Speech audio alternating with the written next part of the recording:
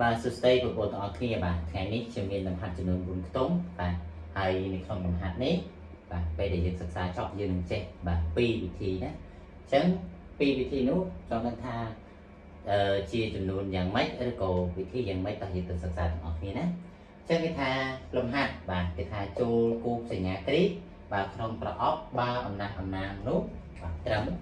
ត្រូវណាអញ្ចឹងអក្សរកគេថា24បាទចែកដាច់នឹង2បាទអក្សរខ17ចែកដាច់នឹង2ចំណែកឯអក្សរក100ចែកដាច់នឹង5ណាចំណែកអក្សរខ201ចែកដាច់នឹងបាទចែកដាច់នឹង5បាទអញ្ចឹងចង់ដឹងថាចំនួននេះវាមានលក្ខណៈដូចដេចបាទកំណត់អំណាងនេះត្រឹមត្រូវយ៉ាងម៉េចតើយើងសិក្សាណាអញ្ចឹងគេថា24ចែកដាច់នឹង2អញ្ចឹងយើងសួរថាយើងគិតថា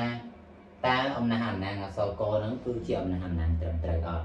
24ចែកដាច់នឹង2មែនអត់បាទអញ្ចឹងបើសិនជាត្រឹមត្រូវយើងគ្រីសបើមិនត្រឹមត្រូវទេយើងកុំគ្រីសណាបាទឥឡូវយើងមើល24បាទចែកដាច់នឹង2បាទយើងមើលអញ្ចឹងបាទខ្ញុំឲ្យនិយមន័យមួយណាចំនួនដែលចែកដាច់នឹង2បាទគឺជាចំនួននោះគឺជាចំនួនដែលគូណាអញ្ចឹង24គឺជាចំនួនគូអត់24គឺជាចំនួនគូមែនទេអញ្ចឹងកាលណាគូគឺជាចំនួនដែលចែកដាច់នឹង2អញ្ចឹង24នេះគូណាអញ្ចឹងមានន័យថាវាចែកដាច់នឹង2ហើយអញ្ចឹងយើងគ្រីសវាមក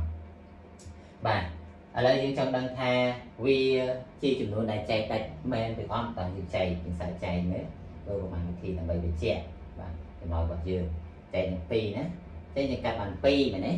អញ្ចឹងកាត់បាន2យើងដាក់បាន1 2ម្ដងស្មើនឹង2ណាអញ្ចឹង2ដក2បានសល់0បាទលេខ4តំណាក់មកក្រោមយក4ចែក2បាទសុំឲ្យ2ទីមកដល់ស្មើ4អញ្ចឹងយើងដាក់2 2 2ដង2 2ដងស្មើនឹង4អញ្ចឹង4ដក4នឹងសល់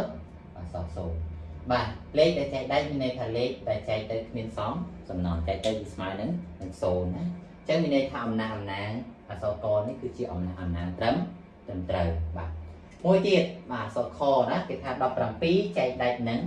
2បាទបងប្អូនចាំនិយមន័យមុននឹងដែរឬទេបាទគេថាចំនួនដែលចែកដាច់នឹង2គឺជាចំនួនដែលគូណាឥឡូវ17ជាចំនួនគូឬក៏ជាចំនួនសេតបាទ16គឺជាចំនួនគូណាអញ្ចឹង16ហើយត្រូវថែម2ទៀតបាន18ហ្នឹងបានចំនួនគូណាអញ្ចឹងបើថែមមួយទៀតវា17អញ្ចឹងមានន័យថា1ហ្នឹងគឺជាចំនួនសេតអញ្ចឹងមានន័យថា17ហ្នឹងវាគឺជាចំនួនសេតអញ្ចឹងកាលណាចំនួនសេតគឺជាចំនួនដែលមិនចែកដាច់នឹង2ទេបាទអញ្ចឹងកាលណាចែកមិនដាច់យើងកុំជ្រេកវាណាឥឡូវចង់ដឹងថាចែកដាច់មិនដាច់យើងសាកបងចែកមើលទៅដឹងហើយតោះយើង17បាទចែកមែនចែកនឹង2បាទអញ្ចឹងយើងកាត់បាន2មែនទេកាត់បានតែ2ខ្ទង់នេះកាលណាកាត់បានទាំងអស់យើងមិនកាត់ទេយើងដាក់ត្មងណាជាងដាក់បាន8មែនទេ8 2ដង16បាទអញ្ចឹងដកទៅសល់1មែនទេអញ្ចឹងវាសល់សំណល់1ឃើញទេអញ្ចឹងកាលណាសល់សំណល់1មានន័យថាចំនួនចែកមិនដាច់នឹង2ទេចំនួនដែលចែកដាច់នឹង2គឺជាចំនួនដែលចែកទៅគ្មានសំណល់ចែកទៅសំណល់របស់វាគឺសល់0បាទអញ្ចឹងចំនួននេះគឺជាអំណះអំណាងមិនត្រឹមត្រូវទេដោយសារតែគេនិយាយថា17ចែកដាច់នឹង2ដល់ពេលយើងរកឃើញទៅគឺវាចែកមិនដាច់នឹង2ទេបាទបន្តមកទីអក្សរកបាទអក្សរកគេថា100ចែកដាច់នឹង5បាទចែកដាច់បងប្អូនដល់ទឹកងល់គ្នាមើល100ចែកដាច់នឹង5អស់បាទឥឡូវខ្ញុំឲ្យនិយមន័យចំនួនដែលចែកដាច់នឹង5ណាចំនួនដែលចែកដាច់នឹង5តើចំនួនយ៉ាងម៉េចខ្លះអញ្ចឹងចំនួនដែលចែកដាច់នឹង5គឺជាចំនួនដែលមានលេខខាងចុងមានលេខ0ហើយនិងលេខ5អញ្ចឹងចំនួនហ្នឹងមានន័យថាជាចំនួនដែលចែកដាច់នឹង5ហើយបាទឥឡូវចំនួនរបស់យើង100នេះមានលេខ0នៅខាងចុងអត់មានមែនទេចេះតែណាមានចែកដាច់នឹង5ទេបាទដាច់ណាដោយសារតែយមន័យគឺគេប្រាប់បែបហ្នឹង100បាទមានលេខ0នៅខាងចុងលេខ0ណាអញ្ចឹងមានន័យថាវាចែកដាច់នឹង5ដោយសារតែចំនួនដែលចែកដាច់នឹង5គឺជាចំនួនដែលនៅខាងចុងហ្នឹងមានលេខ0ផងនិងមានលេខ5ផងអញ្ចឹងលេខរបស់យើងគឺមានលេខ0នៅខាងចុងអញ្ចឹងមានន័យថាវាចែកដាច់នឹង5អញ្ចឹងតោះណាខ្ញុំបញ្យល់ទៅមកអញ្ចឹងតោះណាបាទកាលណាចែកដាច់នឹង5មានព្រីមានន័យថាអំណះអំណាងនឹងជាអំណះអំណាងត្រឹមត្រូវ100ចែកដាច់នឹង5ពិតមែនបាទឥឡូវយើងចង់ដឹងថាពិតឬក៏ពិតបាទបញ្ជាក់ថែមទៀតយក100ចែក5មកទៅបានទីធម្មតាបាទកាត់ pi này đấy chứ là bạn má pi làm pi đó đọc xó sồn đẹp sồn bà đại thế cô còn nữa tại thế tụi nó bỏ vì từ xó sồn nó cho nó bằng một thầy nhé chấn ông này hàng nàng ní cứ chỉ ông này hàng nàng để trống đây còn một tiết số khô bạn cái áo pi rồi muối cái vậy thay chạy đây nắng làm tập bật mẹ lịch mình bật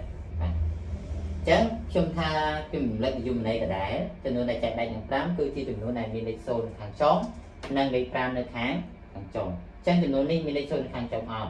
và mình đi mình ấy từ mình lấy muối mình chân cái này mình lấy muối vì mình men chỉ lấy pram hai câu vì mình men chỉ lấy để xôn chân vi chay mình đây nắng mình pram tiền chân như vậy thì như thế này tục này ở trong đây ta chạy đây là mình sạc bó này